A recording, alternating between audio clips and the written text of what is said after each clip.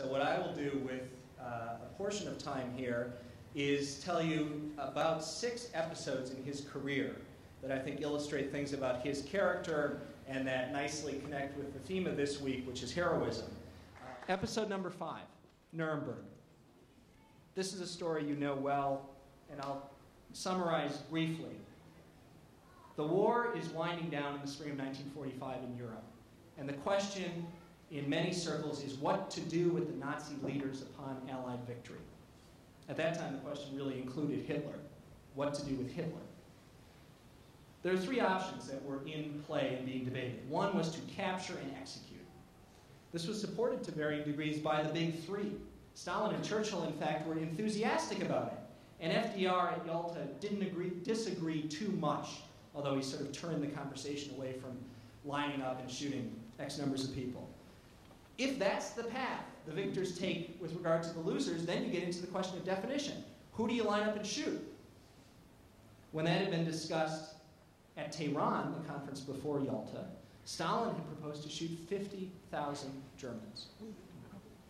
Okay? That's one option. And, you know, it's no cliche to say war is hell, and there's no reason that the rightful killing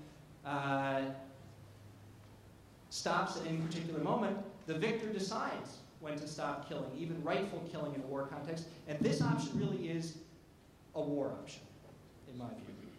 The second idea that was in play at the time was to reduce Germany as a national entity.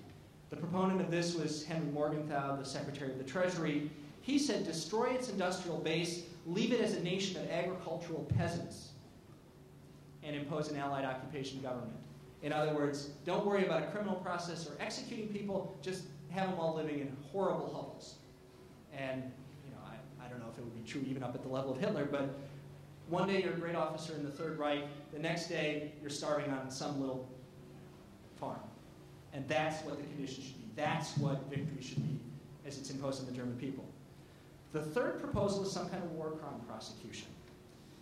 There are planning efforts that are made in the various governments leading up to the end of the war, and there's a question about whether an individual nation or an international consortium should prosecute.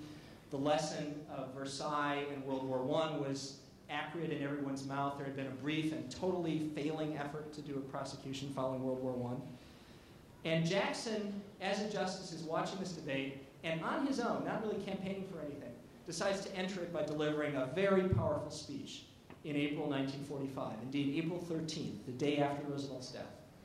What Jackson argues for, this is before the American Society of International Law, is a real trial. He says part of winning is the values of the victors. And the values of not just this country, but the alliance is law, is right, is proportional treatment of citizens and humans. And we should vindicate those principles through a true trial. Now, what's a true trial? A true trial is not something on the show trial model where a verdict is predictable and a trial takes a couple of hours and you hear the guns cracking before the sunset. A real trial means a burden of proof on the prosecutor. A real trial means an independent judiciary. A real trial means defense counsel. A real trial means discovery that allows the defense counsel to do their jobs. And he outlines this in the speech, and only 2 weeks later he's asked by an emissary on behalf of President Truman to go and make it happen.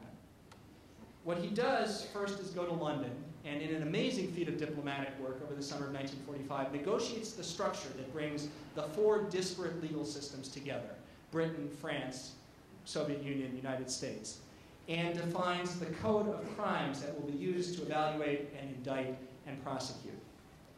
They then go to Berlin.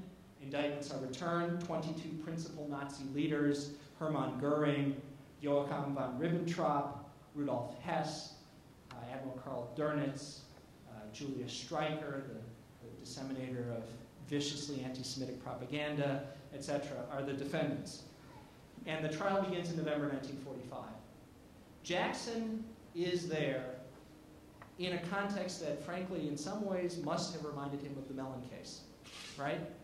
A winner prosecuting a loser, a winner blaming a loser for all the world's evils. Of course, now we weren't just talking about a collapsed economy and the rich and the poor. We were talking about the atrocities of World War II. And what Jackson has to work out really lead prosecutor among the 4 countries, is how to do that job. He made a decision that was hard at the time and frankly, I think, cut down on the popular acclaim at the time.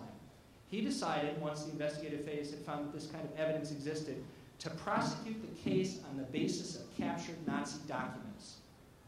Now that makes for a great record, which makes for great history.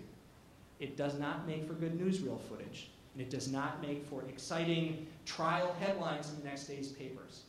But he refused to do a case that involved making deals with cooperators who would then tell stories about Goering knew this and Hess knew that, because the ruthlessly compulsive documentation that the Third Reich had left and the Allies had captured showed a paper trail that allowed the case to be tried on documents.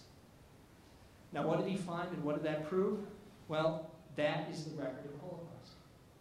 That was something that was only dimly understood in May of 1945. The camps had been liberated and reports had made its way back, but it became much more profoundly understood over the course of this year where Jackson did this work. In the end, what's the proof that it was successful? There were acquittals. 3 defendants were acquitted. That only happens in a real trial. Look at Soviet show trials or any place else where a police state does show trials. You never hear not guilty at the end of one of those. You got not guilty at the end of these. And although Jackson thought the tribunal cut it a little too fine on a few defendants, in general, he was pleased with that. What this model created, as Greg has alluded to, is the model that's very much in play today. Not only the Rwanda and Yugoslavia tribunals, but the coming International Criminal Court, which will take effect by treaty in about 3 years when 60 nations around the world ratify it. So that's episode number 5, Nuremberg.